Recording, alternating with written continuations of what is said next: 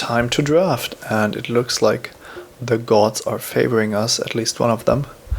Immediately starting off Theros draft with a nice mythic rare. I'm sure we're going to try that one out.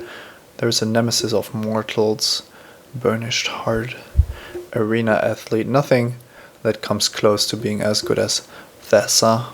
So what else are we passing? Agent of Horizons, one of the Bestow Nymphs that gives +2/+2 in Vigilance. Those commons don't look too amazing. Playable, yes, but nothing that's true first pick material as far as I can tell.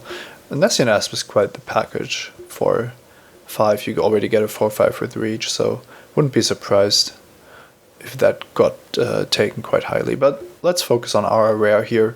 We need to get our devotion to blue up, and then we get a 5/5 indestructible. We can make creatures unblockable, and we get to scry. On top of that, it's only a 3 mana legendary god enchantment, so yeah, I kind of like that. Let's see what blue has to offer here. Dissolve, Crackling Triton, Mnemonic Wall, and Griptide. Griptide is quite nice in this format because it's great against auras and the monstrous creatures that are running around. It's certainly a better common than in most other limited formats, where it's usually a bit overrated. Fanatic of Mogis is also good if you're really aggressive and you have a lot of red cards, but I think the best devotion deck is probably black, because you can drain your opponent out and you aren't relying on uncommons, but you have some commons instead. Last Breath is good. I like quite a lot of these cards, but I'm going to go for Griptide. I think it's better than Dissolve. Who knows how my evaluations might change in the future, but it would also be great to get back the Mnemonic Wall from this pack. Looking at blue, we basically only have Vaporkin. Fateful Toll isn't a card I'm looking to pick up at this stage. Vaporkin is fine, and it's an aggressive card in an otherwise rather slow format. We could just take it here to cut off blue and to make sure that we have some cards for devotion. Other than that, I don't like the green Ordeal, because searching for basic lands late in the game isn't really all that good. And Burnished Heart is just an okay card, nothing to get excited about. So another pack that's really not that great, so I'm going to go with the blue card, because that's what we've been picking up so far. Even though the blue signals haven't been truly amazing, we did get 2 good blue cards out of otherwise comparably empty packs.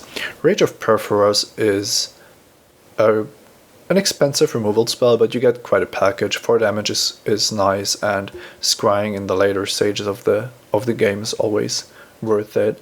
There is a Horizon Chimera, and I think that card is pretty absurd. Flash, Firing, Trample, and Life Gain, all on a 4 mana card. It's also blue, so kind of like picking it up here. I have no experience with how blue-green plays, if it's maybe a little light on removal, but maybe we can pick up some more instants and combat tricks like the Savage Surge we see here and be fine. I think Horizon Chimera is more powerful than Rage of Perforos, so I'm going to take it here. There's also another Ordeal, but it's not what we want. Okay, it looks like blue is open. There is a Prescient Chimera that's great in any blue deck, and it's common. 5 mana 3/4 flying is already a great package, and then you get an additional bonus whenever you Griptide something. Yeah, that's pretty amazing. Grey Merchant of Asphodel is also very good, but it isn't what we are looking for in this draft. I'm going to take the Chimera. I would like one of the Savage Surges, but blue permanents are my main priority for this pack, also because of the signal I'm sending to my left. I don't want them to be in blue, if possible. Okay, here we have Lost in a Labyrinth for our blue spell.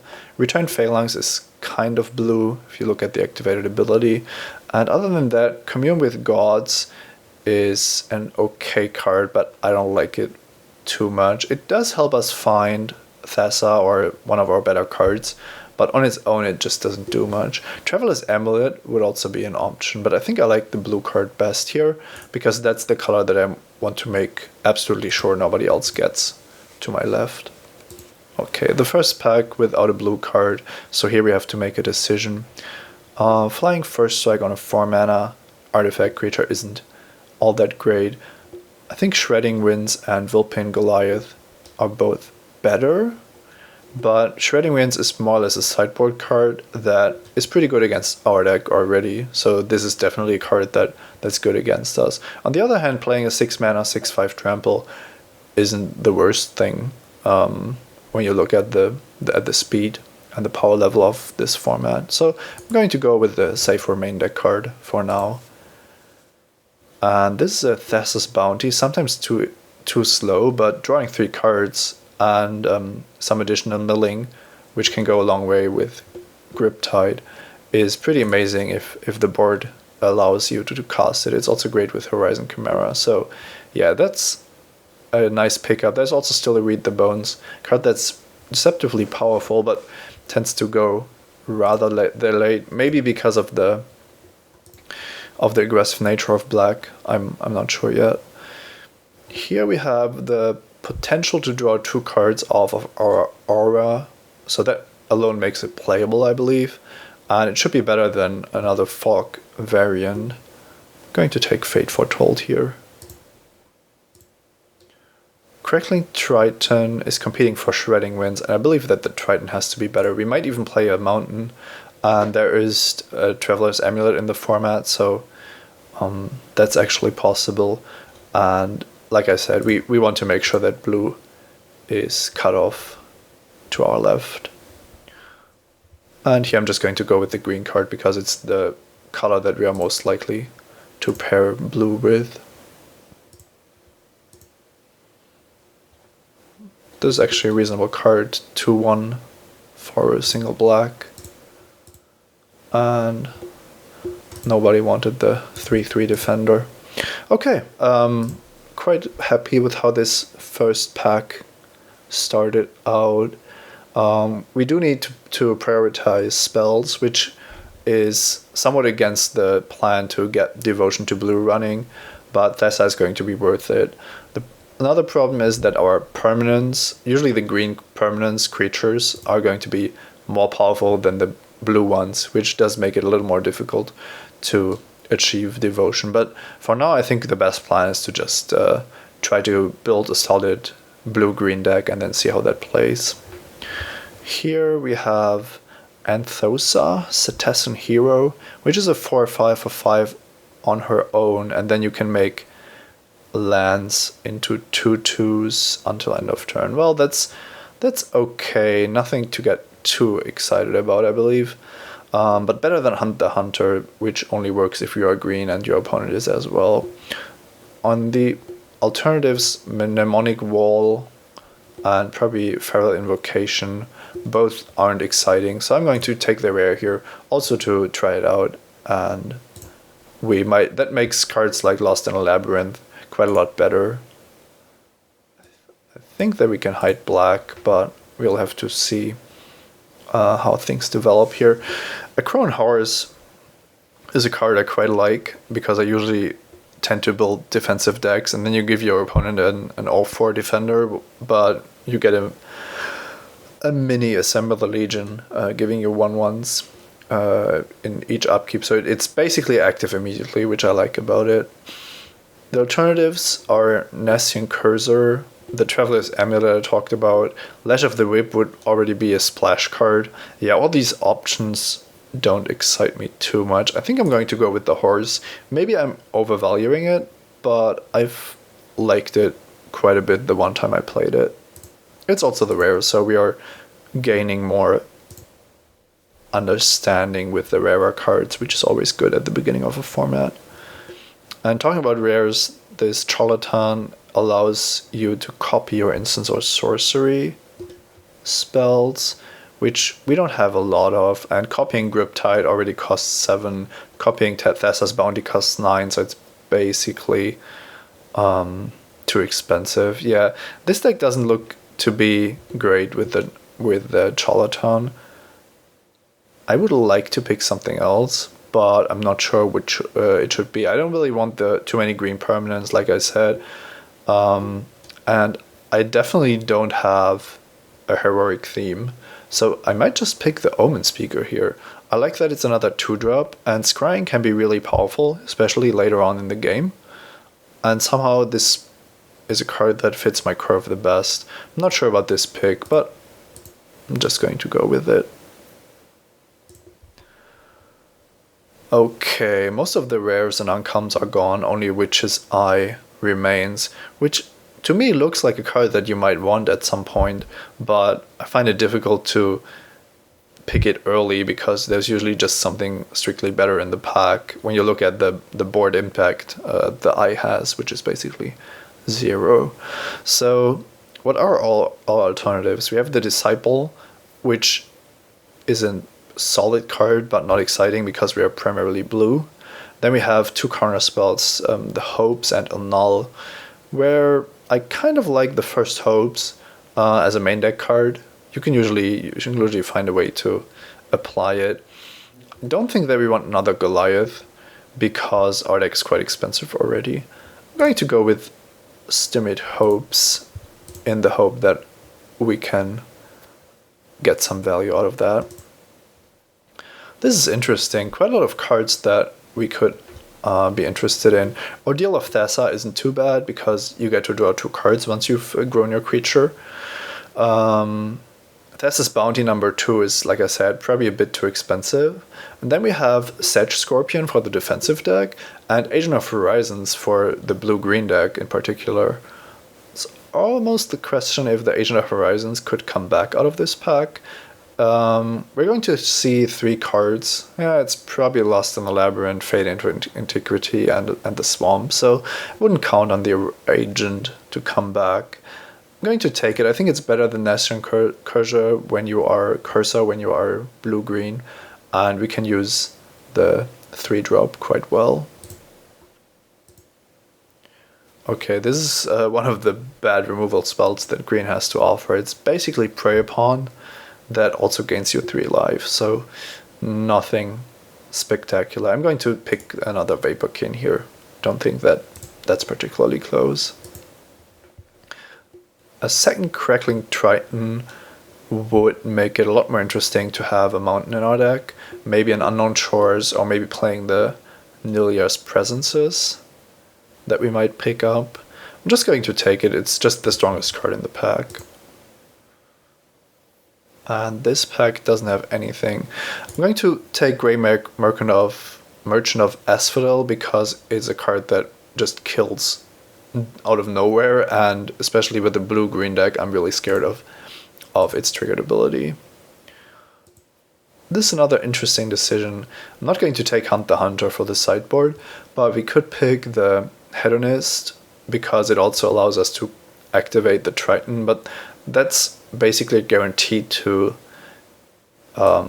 disadvantage us in a card advantage battle. So I like the card that gives us true card advantage a lot better, even though we don't have too many targets for the wall yet. There's usually nothing wrong with playing at least one. Traveler's Amulet is a nice pickup. Kind of surprised to see a late War Caller here. I think it's actually quite good. Maybe the best card to support Minotaur Tribal, but I need more experience with this set before I can say so. Okay, let's take the Warrior. Who knows? We might actually play it. I'm going to take out Witch's Eye. I think it's always close to playable, so who knows? Another bounty is really interesting. Building an 18-land double bounty deck. Yeah, that's just has to be better than picking up a second Lost in the Labyrinth, even though it triggers our heroic creature.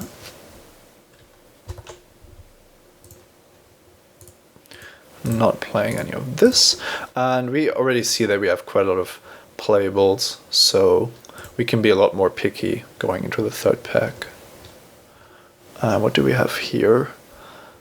Okay, you can play cards when this guy hits an opponent. It is white though, so probably not something that we want. Voyaging Satyr has gotten quite a good reputation in accelerating out some of the more expensive cards, and that fits our deck perfectly with the 6 drops that draw additional cards and quite a lot of value plays at 4 and 5.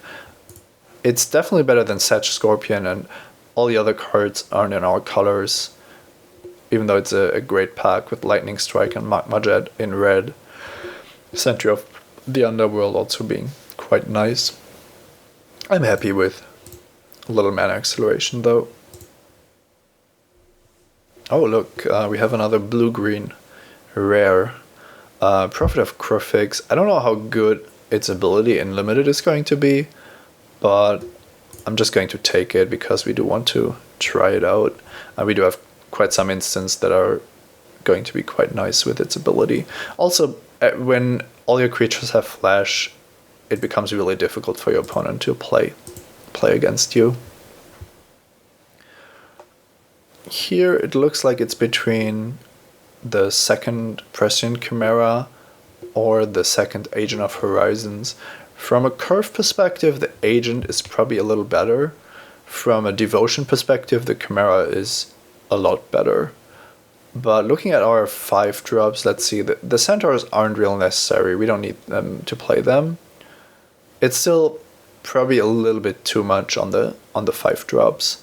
I'm going to be conservative and pick the Agent here, which I think is going to be better than the Triton, even though we might play a Mountain with the Traveler's Amulet. Okay, a second Horizon Chimera, that's a great pickup. Clearly better than a third Vaporkin, and just an insanely powerful card. Flash Flying Trample, this is just crazy. Okay, now it's decision time. We can pick the Traveler's Amulet.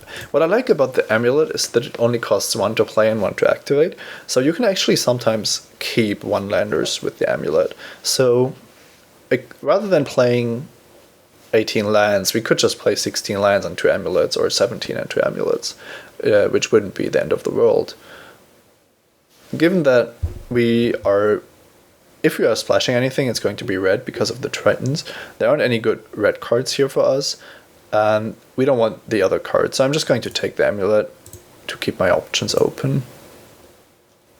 Triton Fortune Hunter can be good in the right deck, but we aren't really interested in casting too many spells on our own creatures. We just really don't have much to do so.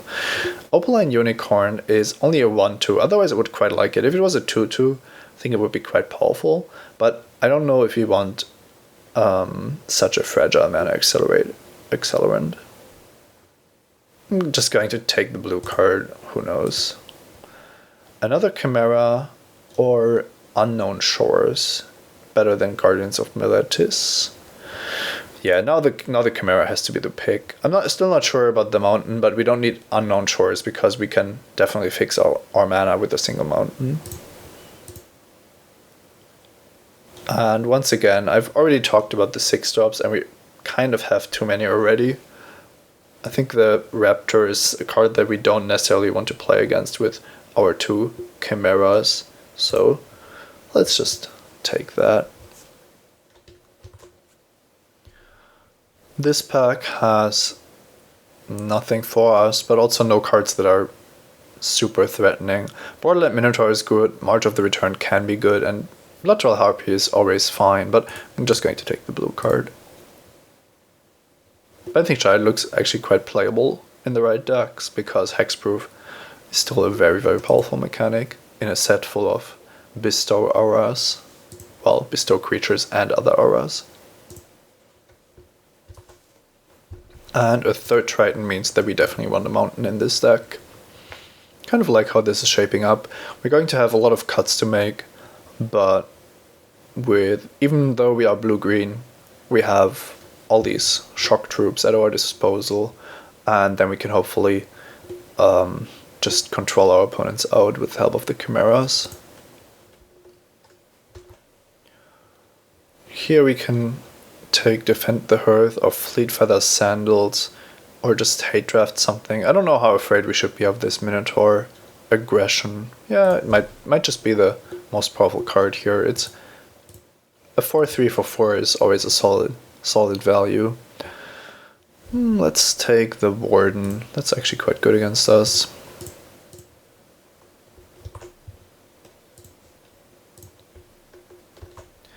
Okay, just making the last picks here, and then we get to construct this deck. And yeah, we picked up 35 cards, which means a lot of cutting, but that shouldn't be too difficult. Let's start with the green cards, because we do know that we want to favor the blue cards if possible. Hedonist isn't great. Nylea's Presence is, well, actually quite fine. We might want it to fix our mana a little bit more. The Centaurs aren't good, and the Goliath isn't good.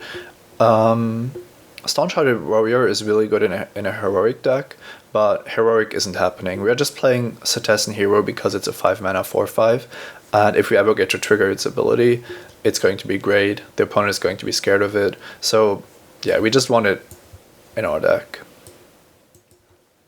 With this as the starting point, we can start adding the blue cards, and then we'll see how things shape up. Now, the two Horizon Chimeras and the Prophet work really well with Thassa's Bounty, so I want these two to be my 6-drops, and that means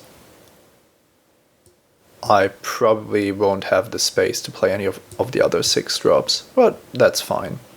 Now, Vaporkin is a difficult card to evaluate, because from the looks of it, it's only good in a race. That changes if your opponent plays flyers as well, though. On the other hand, with the two Chimeras and the two agents, we are actually quite well suited to win a race. Just not in the very aggressive sense, but in the sense that we can afford a card like Vaporkin to deal 2 damage each turn, while our remaining cards take care of ground defense. So I'm not scared of including Vaporkin in this kind of build. Omen Speaker looks good, and we have 3 Crackling Tritons that we want in our deck. Now Thassa and Griptide are definitely in, which leaves us with, in green, basically just Vulpine Goliath, colorless cards, Witch's Eye isn't making it, and the Raptor is also worse than our other options. Here we have some of our spells. Triton Fortune Hunter isn't happening. We might want to include one more card to target a creature, but even then, Triton Fortune Hunter is just not going to be good enough. So right now we have the Cetacean Hero, but only a Griptide to target it, which is not what you want to be doing. One way to target this would be to cast Lost in the Labyrinth on it, reducing her power, but that at least triggers it. Alternatively, we could play this Fate Foretold, which is really not an amazing card, to be honest. I don't think it's particularly good. You can cast it on Crackling Triton, but it just doesn't do enough, I believe. I like to include this, like I said, for its for its value in threatening the opponent, making our opponent afraid of the trigger.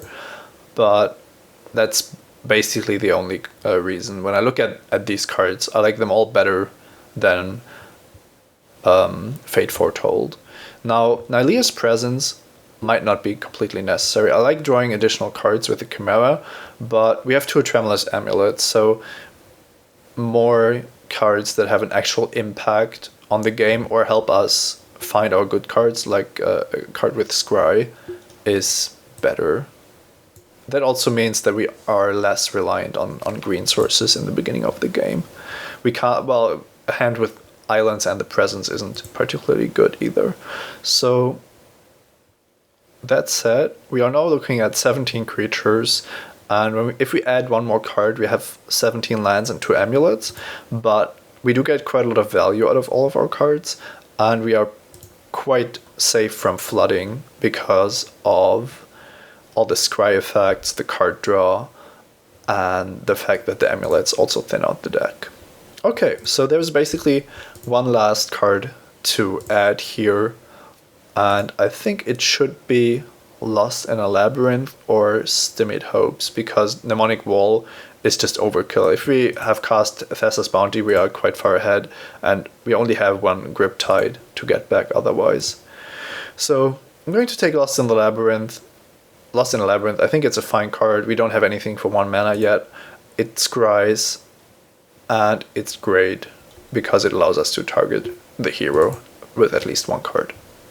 Okay, last question. How many forests do we play?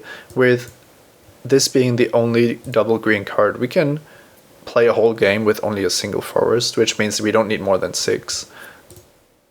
And that could mean that we just want a mana setup like this, giving us 6 forests with 2 Traveler's Amulets, 10 islands with 2 Traveler's Amulet, and a mountain with 2 Traveler's Amulet is a great mana base when you consider that we only have these 2 double blue cards. It looks like we could have been even more greedy in building our deck or drafting our deck if the mana turns out to be that beautiful.